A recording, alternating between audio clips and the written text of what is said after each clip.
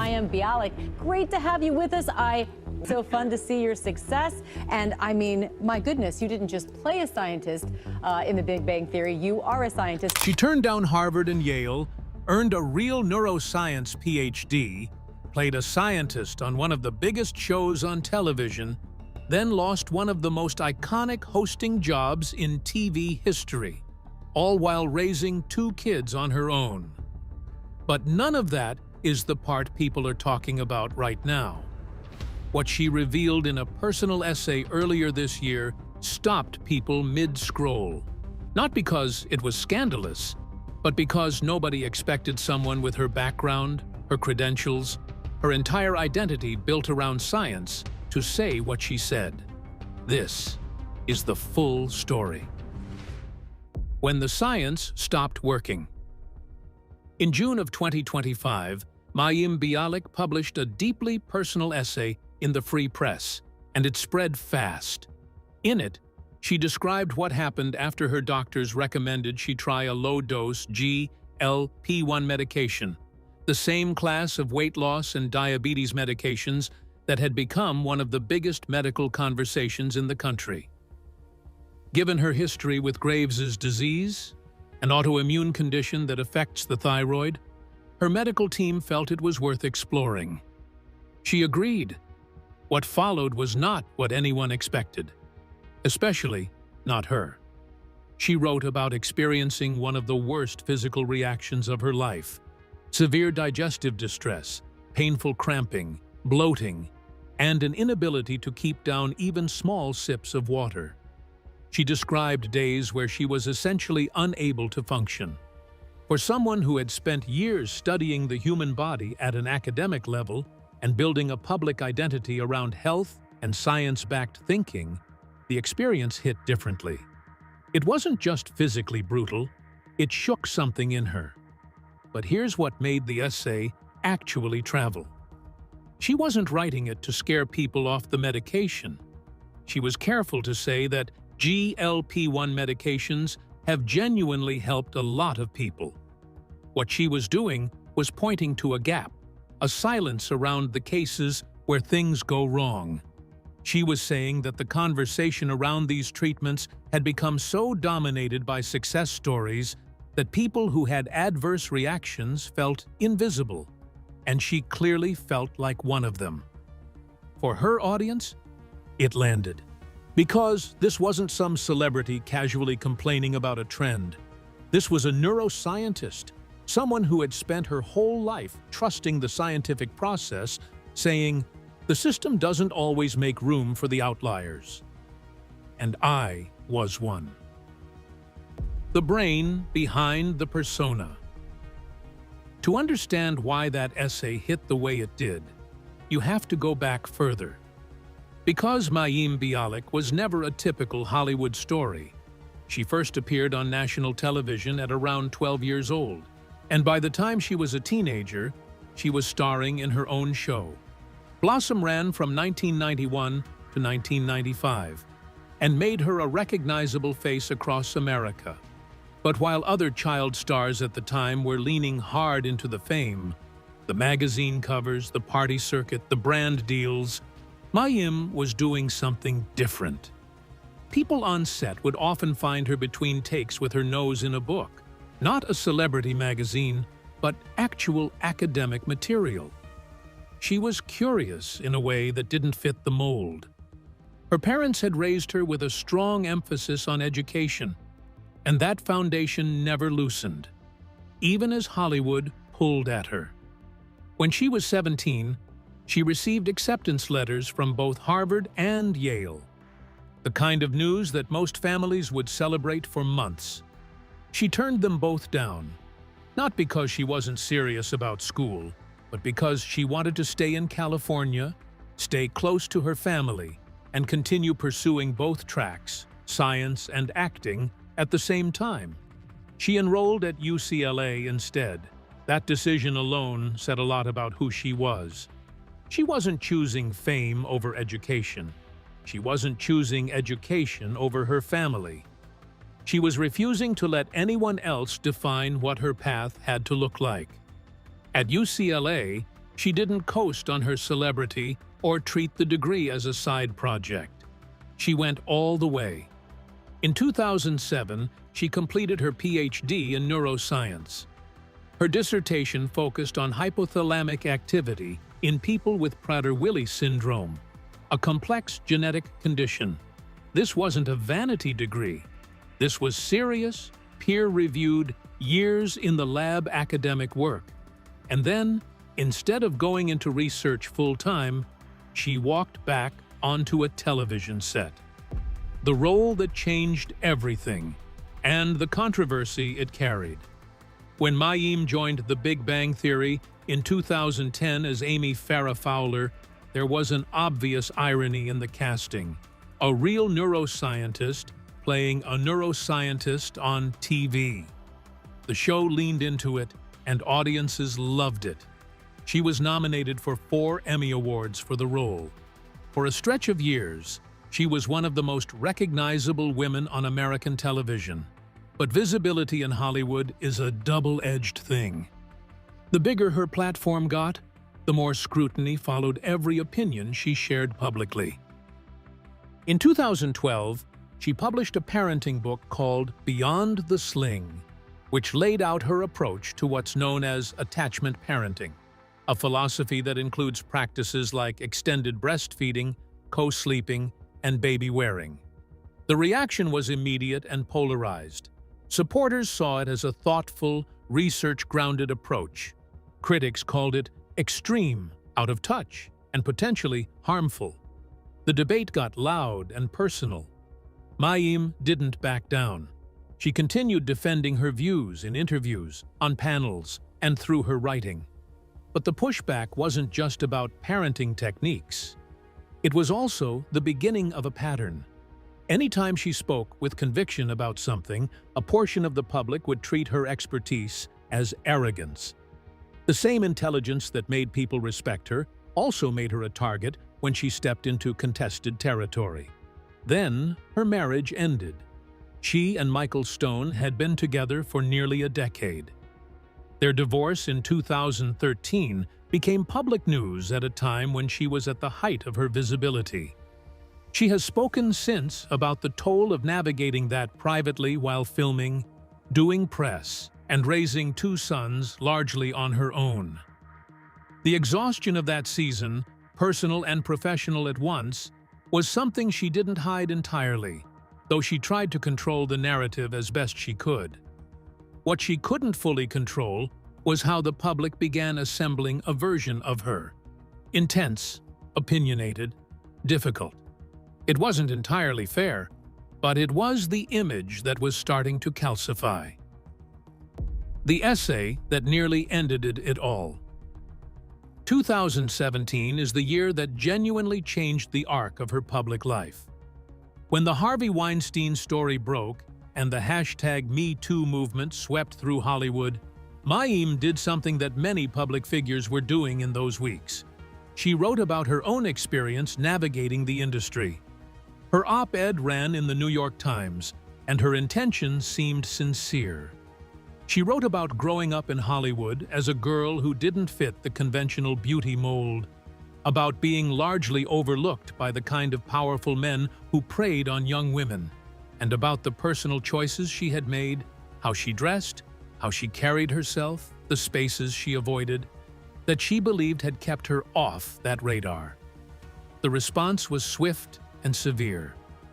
Readers and commentators across social media and major publications argued that her framing suggested women who dressed differently or who moved in those high-profile spaces were somehow more responsible for what happened to them. The term used over and over was victim blaming.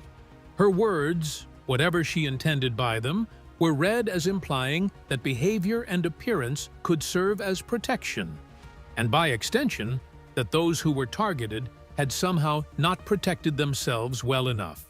It was the kind of controversy that doesn't resolve cleanly. She apologized. She clarified. She acknowledged that her words had caused real pain to people she had genuinely wanted to support. But the damage to her reputation in certain corners of the public was lasting. Articles from that period still surface whenever her name comes up. And for years afterward, she carried the weight of being associated with a position she insisted she never meant to take. What made it particularly bruising was the context. She had spent her whole life building credibility through education and careful thinking. And in one essay, written quickly, in the middle of one of the most emotionally charged cultural moments of the decade, that credibility took a hit it wouldn't fully recover from. The seat nobody could agree she deserved. By the time Jeopardy came calling in 2021, Mayim was in the middle of a complicated public rehabilitation. The pandemic had brought her podcast, Bialiks Breakdown, a real audience. She was opening up about mental health, therapy, and the science of emotional resilience, and people were responding. Things felt like they were shifting. Then the Jeopardy announcement happened. Alex Trebek had passed away in November of 2020. The show's producers spent months in an extended guest hosting audition process that became its own ongoing media story. Eventually, it was announced that Ken Jennings and Mayim Bialik would share hosting duties, Jennings on the syndicated version, Mayim on primetime specials and spin-offs. The reaction from longtime Jeopardy fans was not warm. A section of the audience had already decided, before she filmed a single episode, that she wasn't the right person for the role. Online petitions circulated. Comment sections filled up. Every episode she hosted was dissected. Her delivery, her timing, the way she moved through the contestants, what she wore. Comparisons to Jennings were constant and rarely flattering. Part of the criticism was probably fair. Live game show hosting is a specific skill, and Mayim had no background in it. She was learning in public, which is a brutal way to develop any craft. But a significant portion of the hostility felt like it was less about her performance and more about her history. The op-ed, the parenting controversy, the perception of her as someone who always had to be the smartest person in the room. She hosted through 2022 and into 2023. Then, the Writers Guild of America went on strike. When the WGA strike began in May of 2023, Mayim made the decision to stop hosting in solidarity with the writers. It was a principled stand. It also effectively handed her opponents at the production level a reason to move on. By the end of 2023, Sony confirmed that her hosting contract would not be renewed. Ken Jennings would take over as the sole permanent host. She lost the job, publicly, in a way that felt, to a lot of people watching, like a verdict on her entire second chapter in television. Building something that doesn't depend on anyone's approval.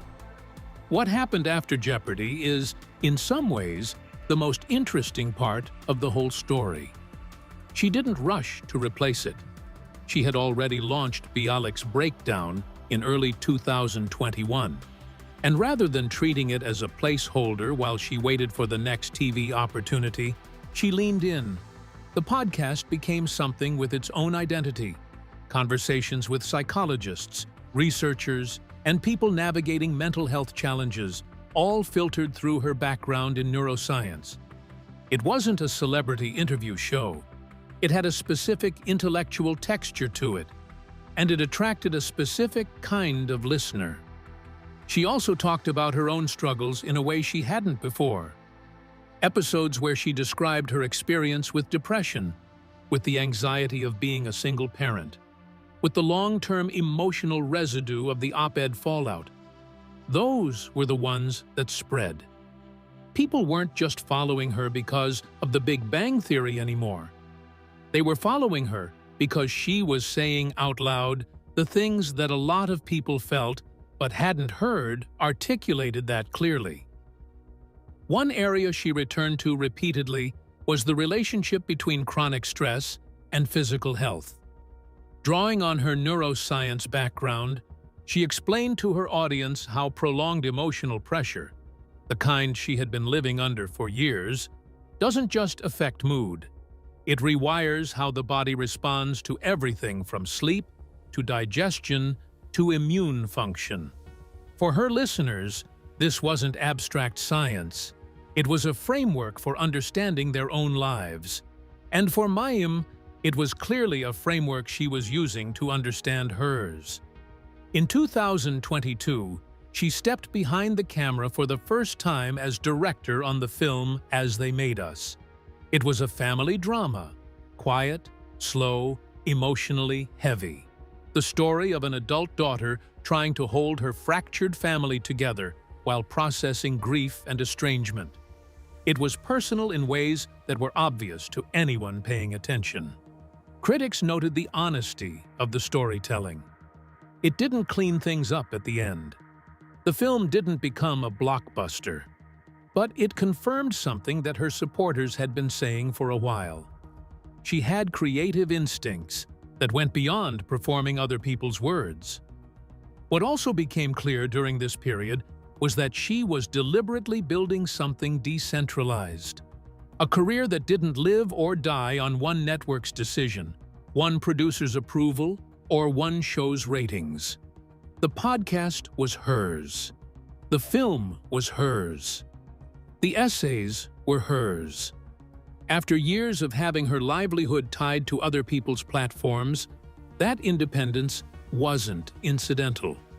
It was the whole point. And then came the GLP-1 essay in 2025, which, in retrospect, fits perfectly into the through line. She has spent the last several years building a version of her public voice that is specifically about saying the quiet part out loud. The health experiences that don't go well, the parenting choices that get judged, the career losses that don't come with a clean, redemptive ending. The essay wasn't a departure. It was the clearest expression yet of the public figure she has been actively becoming. What the transformation actually looks like up close. Here's the thing about Mayim Bialik's story that tends to get lost in the individual controversies. Every single setback she has experienced has come directly from the same source as her credibility. Her willingness to say exactly what she thinks in exactly the way she thinks it, without softening it for the room. The parenting book. That was her genuine philosophy, not a calculated brand play. The New York Times essay, she wrote it because she believed she had something valuable to contribute to that conversation. The decision to walk away from Jeopardy during the strike, she has said she couldn't in good conscience cross that line, regardless of the career cost. These decisions have cost her real money, real opportunities, real reputation. But they have also built something that most celebrities who play it safe never accumulate. A genuinely loyal audience that trusts her. Not because she is always right, but because she is consistently honest about her thinking. When she gets something wrong, she says so. When something in her own life contradicts the image, she puts it on the table. The GLP-1 essay is a perfect example. She is a scientist who, by her own account, trusted a medical intervention that made her severely ill. She could have kept that private. Instead, she wrote about it publicly and specifically, not to generate sympathy or go viral, but because she thought the gap in the conversation was worth filling. And the response confirmed something important. People are hungry for that kind of honesty, especially from someone with actual scientific literacy who isn't trying to sell them anything. There is also something worth noting about the timing of her reinvention. She didn't start over in her 20s with nothing to lose. She rebuilt in her 40s with a public record of controversies that anyone could pull up in 30 seconds. That is a different kind of courage. Restarting when you are young and unknown is a risk. Restarting when the whole internet remembers your worst moments is something else entirely. She has also been open about the role therapy played in getting her there. Not in a vague, inspirational way, but specifically talking about the kind of cognitive work involved in separating her self-worth from public reception, something she had clearly struggled with for years. For someone whose identity had been so tightly tied to being seen as intelligent and credible, having that perception publicly damaged was not a minor thing to recover from. Whether you agree with her on any particular issue or not, that's a coherent identity. She has figured out who she is and what she wants her platform to be. That took her roughly 3 decades, a divorce, a public scandal, a failed high-profile job, and a medical ordeal to arrive at. But she got there. At 49, she is not trying to be Amy Farrah Fowler. She is not trying to be the next Alex Trebek. She is writing essays that make people stop scrolling. She is directing films about families that don't heal neatly. She is hosting conversations about the parts of mental health that TV won't touch. This is a transformation that no one would have expected. But when you finally see it, you can't unsee it. Now, it's time to hear from you. If Mayim Bialik had played it safe at every turn, stayed quiet in the trailer, taken the Ivy League path, smiled through Jeopardy, would anyone still be talking about her today? Or would she have quietly faded into the background like some other people have? What do you think? Share your thoughts in the comments below. We'd love to hear from you. Thanks for watching. If you enjoyed this video, be sure to like and subscribe to our channel. For more interesting stories like this, be sure to click on the next video that pops up on your screen. You never know what you'll discover next.